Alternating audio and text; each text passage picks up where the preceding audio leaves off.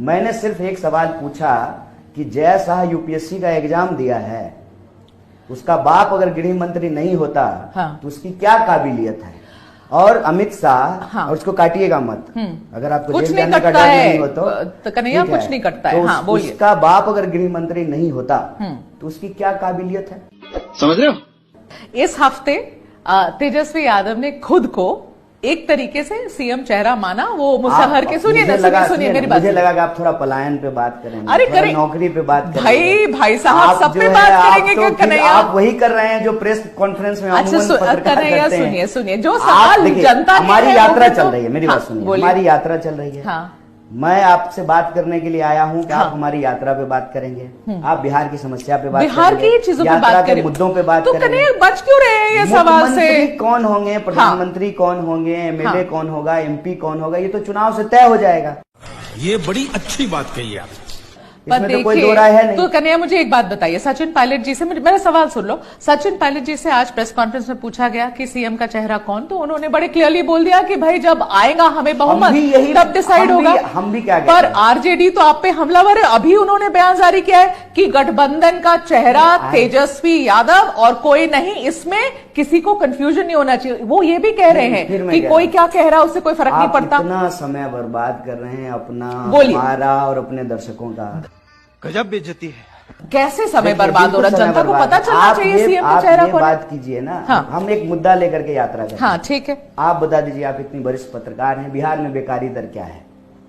देखिए अब आप क्या जब मैं सवाल कर रही हूँ, सुनिए ना, बेकारी पे बात कीजिए, गरीबी पे बात क्यों नहीं जवाब दे रहे हो?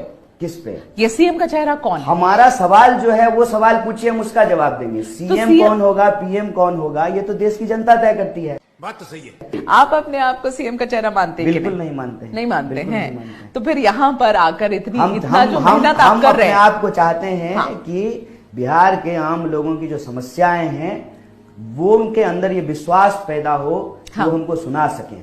और हमारी कोशिश भर इतनी है कि उनकी जो समस्याएं हैं, उनकी जो बातें हैं, हक की जो उनकी मांग है, वो हम सरकार तक पहुंचाएं। तो कन्हैया, जब आपकी जो रैली हो रही थी बेगूसराय में, वो रैली में आपके समर्थक लोगों ने तो ये नारे लगाए कि कन्हैया हमारा सीएम कैसा हो, कन्हैया जैसा हो, एक्सेट्रा एक्सेट्रा। ऐसा कोई नारा नहीं लगाया गया और इस नारे का कोई मतलब नहीं है, क्योंकि ये यात्रा सीएम बनाने की यात्रा नहीं है। ये यात्रा लोगों को नौकरी दिलाने की यात्रा है। मैं बार बार बोल रहा हूं, मुझे लगता है कि 10 मिनट में कम से कम 20 बार मैं बोल चुका हूं कि ये यात्रा जो है पलायन रोकने के लिए है, ये यात्रा नौकरी देने के लिए है। लेकिन पता नहीं आपकी सुई क्यों सीएम पे अटकी हुई। जी, कौन है ये लोग, कहां से आते हैं? कांग्रेस के हिसाब से बिहार का रोड मैप क्या है कन्हैया, पहले वो जवाब दीजिए। और दूसरा मुझे बताइए कि कब तक ये बैसाखी के सहारे कांग्रेस यहां चलना चाहती है बिहार में? क्या कांग्रेस अपने दम पे खड़े होने की कोई भी कवायद करेगी यहाँ? तेरा तो गेम बजाना पड़ेगा। एक तो इस सवाल का जवाब हम आपको 2 हिस्से में दीजिए। उससे पहले मेरा एक निवेदन है। हाँ बोलिए। देखिए, सब धन 22 पसेरी नहीं होता है। सब पत्रकार, सब धन 22 पसेरी नहीं होता है। बिहार में कहावत है। सब पत्रकार अलग होते हैं, सब गेस्ट अलग अलग। जी जी। आपकी जो भी आपका उद्देश्य हो, लेकिन हम इस संबंध में अपनी सारी स्थिति स्पष्ट कर चुके हैं। जी करिए। हाँ। आज इस वक्त हमारी प्राथमिकता यही है कि बिहार के आम लोगों की जो आवाज है, जो उनके दुख दर्द है, उसको सुना जाए। यही नहीं, अभी और सुनिए। उसमें से जो प्रभावित वर्ग के लोग हैं, अगर वो लड़ना चाहते हैं, कांग्रेस पार्टी उनके लिए जनसंघर्ष का एक मंच तैयार करे। ठीक है। और उनके जो मुद्दे हैं उसको लेकर के हम सरकार को पहुंचाएं, इस उम्मीद के साथ कि सरकार उस पर कोई कार्रवाई करेगी। ठीक है। जब तक सरकार उस पर कोई कार्रवाई नहीं करेगी, हम सुनते रहेंगे और उनको सुनाते रहेंगे। और सतत प्रक्रिया, यह यात्रा इस फॉर्म में समाप्त हुई है, यह सतत प्रक्रिया चलती रहेगी, सत्याग्रह के रूप में, जनसंवाद के रूप में। बिहार के लोगों को सुनना और सरकार को सुनाना हम जारी रखेंगे। पहला हिस्सा। दूसरा हिस्सा, और अभी तो रुको, क्लाइमैक्स अभी बाकी है। आपने जो कहा रोड मैप, एक तो जनसंघर्ष हमारा रोड मैप है। दूसरा रोड मैप ये है कि बिहार के अंदर हम अलायंस में चुनाव लड़े, सरकार किसी की बने, अलग अलग पॉलिटिकल पार्टी है बिहार में। हमारी पहली कोशिश ये है कि बिहार का जो सबसे बड़ा सवाल है, चुनावी चर्चा उसको केंद्र में रखे। इधर उधर की बात की बजाय जो सबसे मुश्किल परिस्थिति बिहार के लोग झेल रहे जी। हैं उन परिस्थितियों पर चर्चा हो। सही पकड़े हैं। राहुल जी कहते हैं सभी जाति के गरीब लोग, दलित, आदिवासी, पिछड़े, अति पिछड़े, किसान, मजदूर, महिलाएं और छोटे जो व्यापारी हैं, जो छोटे उद्योगपति हैं, इनको बचा करके इनके साथ जो अन्याय हो रहा है, इस अन्याय को रोक करके ही भारत दुनिया का अग्रणी देश बन सकता है। 7 करोड़। बिल्कुल आप स्पष्ट लाइन है। पिछड़ों पर फोकस नहीं कर रहे कन्हैया? मैं तीनों बात सुन लीजिए। ठीक है, बोलिए। इकोनॉमिक पॉलिसी के हिसाब से हम चाहते हैं कि इस देश में जो प्रोडक्शन करने वाले लोग हैं, उन प्रोडक्शन करने वाले लोगों को बचाया जाए। ठीक जो है। वेलफेयर स्टेट है, जहां पर आपको पीएसयूज को बचाना है, लोगों के लिए वेलफेयर स्कीम लेकर के आना है, इसीलिए कांग्रेस पार्टी न्याय की योजनाएं लेकर के आई। क्या बात है सर, क्या बात है सर, क्या बात, ये बात है। मोची जूता सिलता है, ये हाँ। उसका धंधा है, धर्म नहीं है। माली माला बनाता है, यह उसका धंधा है, धर्म नहीं है। ब्राह्मण पूजा कराता है, बोलिए धर्म है कि धंधा? बताइए कौन जातिवाद? हम जातिवाद किए? आज जातिवाद शुरू हुआ है। कांग्रेस पार्टी ने जातिवाद खत्म किया जब वोट बराबर किया, महिला का, पुरुष का, ब्राह्मण का, दलित का। ये जातिवाद खत्म करना होता है। राजे राजवारों का राज खत्म करना होता है, समझ रहे हो? कि राजा का भी वोट एक और गरीब का भी तो वोट अगर एक। आप ये अगर जात आप खत्म लोगों की करना। आवाज बन रहे हैं ना कन्हैया, तो हर बार हर जगह हार क्यों जाते हैं? कहाँ हार जाते? हाँ, हर स्टेट में हार जाते हैं आप लोग। कितने साल हारे? हाँ, कितने अभी साल महाराष्ट्र जीते? में भी हार गए। चलिए हार जीत बताइए। चलिए हार जीत हरियाणा की में बात- हार गए। अरे जुम्मा दिल्ली में तो आप थे भी नहीं ना, बताइए। आप कह रहे हैं लोगों की कितना साल आवाज हुआ है देश आप। को? देश को आजाद हुए कितना साल हुआ? तो कन्हैया कितना आप- भाई- अरे ऐसे जवाब- देश का भाग्य सवाल मत, आप भाग्य मत। क्या क्या क्या आप पूछना सवाल का चाहते हैं जवाब आप? दीजिए, भाग्य अभी मत। जो राहुल गांधी के नीचे नेतृत्व में कितना प्रॉब्लम है। साल हुआ? नेतृत्व में देश प्रॉब्लम को है। आजाद हुए कितना साल हुआ? कन्हैया नेतृत्व में प्रॉब्लम है। देश को आजाद हुए कितना बताइए साल ना। हुआ? आप बताइए कितना साल हुआ? उससे आप हम क्या बताना चाह रहे हैं मुझे? आपको बड़ा मेरे हारने की चिंता है तो मैं आंकड़ा दे देता हूँ कि हम ज्यादा हारे हैं कि जीते हैं। यही नहीं, अभी और सुनिए। अच्छा, आप पूरी कंपैरिजन करेंगे। कांग्रेस पार्टी अपने हम समय तो आज के 400 दौर में से जी ज्यादा- रहे हैं ना। अरे हम भी तो आपको आज के दौर में ला रहे हैं। 400 से ज्यादा सीट जीती है आज तक दूसरी पार्टी एक नहीं समय जीत था पाई। रीगेन, वो समय फिर तो वापस लूज आएगा। कर गई। वो हाँ, समय फिर वापस आएगा। जब आप थोड़ा ईमानदारी से पत्रकारिता करके सच दिखाएंगी। भाई साहब, आप सच तो सरकार आप के जो कह रहे हैं वही पीछे जाएगा नहीं ना। चलेंगी। हाँ? आप थोड़ा मुद्दा बोलेंगी, आपका सैलरी ना कटे, समझ रहे हो?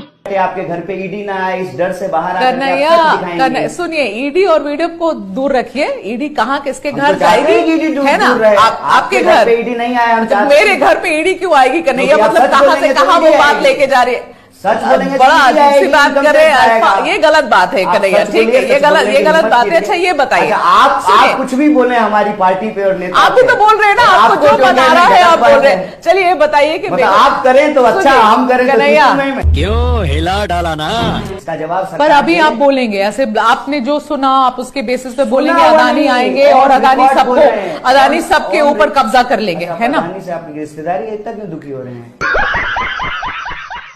ये देखिए, नहीं, फिर इतना दुखी आप होने का क्या लोग बात दुखी है? वाली बात, ये बात आप नहीं तो बोलना गुस्सा फिर क्यों आप हो तक रहे कन्हैया, ये गलत बात है। अरे भाई, ये अदानी बिल्कुल के गलत नाम बात पे है। चर्चा आप की क्या बात है? आप स्टेटमेंट बिना एविडेंस के दे रहे थे तो मैं आपसे हम सवाल कर रही evidence दे हूँ। रहे हैं अब मैं आपको। सवाल पूछूंगी हम- तो आप कहेंगे आपकी हम- रिश्तेदारी है। आपको- ये दिस अरे इज अ आपको पर्सनल अदानी अटैक के ना नाम पे कन्हैया, क्यों दिस इज हो रहे not right. No, but why you are being very so angry? Why Because you are making blanket statements without any evidence. With evidence, I am saying. Who talk about evidence? We हाँ। are giving evidence. हाँ, बोलो ना, क्या evidence है? Evidence कह रहे हैं कि भारतमाला प्रोजेक्ट बन रहा है। हाँ। भारतमाला प्रोजेक्ट में किसानों ने आकर के कहा कि हमको 4 लाख रुपया जो है पर कट्ठा मुआवजा मिला है। मार्केट रेट 20 लाख रुपया है। तो आप जहाँ जमीन एक्वायर कर रहे हैं, उस जमीन का जो है मुआवजा आप किसान को नहीं दे रहे हैं। यही नहीं, अभी और सुनिए।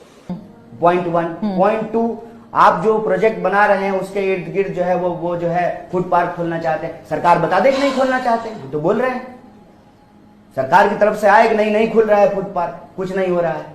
तो जब फूड पार्क खुलेगा, सड़कें बनेगी, उसमें स्थानीय लोगों की भागीदारी होगी ना। जिस किसान की आप जमीन लेंगे उसको मुआवजा देंगे ना। जबकि राजनीतिक तौर पे देखिए कि राज्य कितना महत्वपूर्ण है। केंद्र की सरकार ही बिहार के बदौलत चल रही है। आज अगर नीतीश जी फैसला ले लें तो कल जो है मोदी जी प्रधानमंत्री नहीं रहेंगे। गजब बेइज्जती है।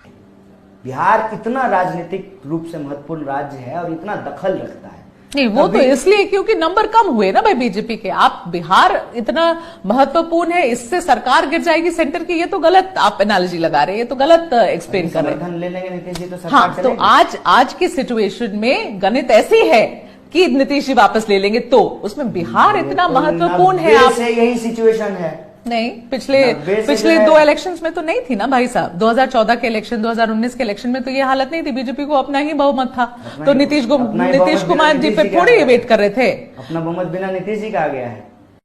ये बड़ी अच्छी बात कही आप।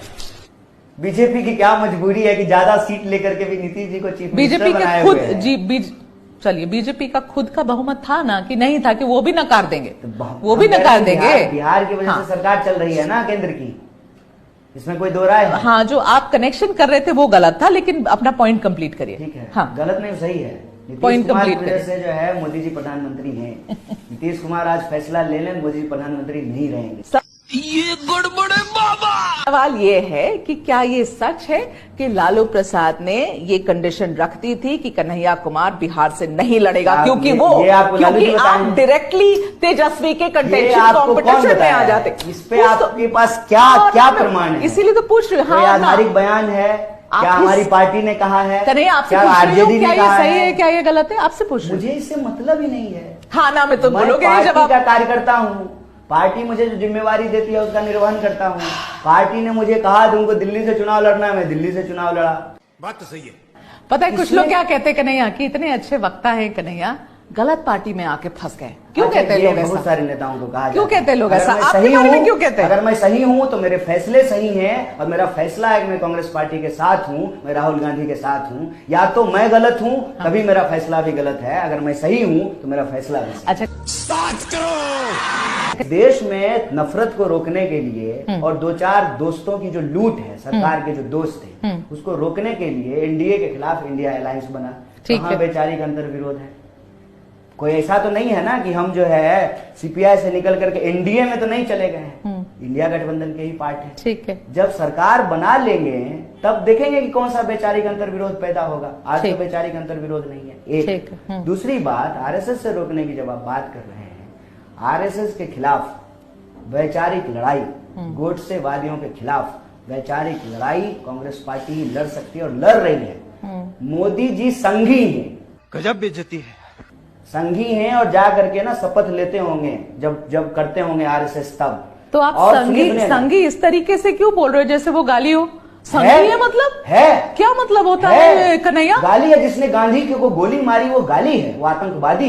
मतलब आरएसएस के जो मेंबर्स हैं उनको आप गाली दे रहे हो? आतंकवादी है, आतंकवादी है। और आप ये स्टेटमेंट आपकी जिम्मेदारी गांधी को गोली मारना सही है? मतलब आप एक मिनट, ना, ये प्रवक्ता वाली बात है। आप कह रहे हैं गांधी को गोली मारना सही है? आरएसएस का हर मेंबर को गांधी को गोली मारना सही है? हाँ, गांधी को गोली मारना सही है?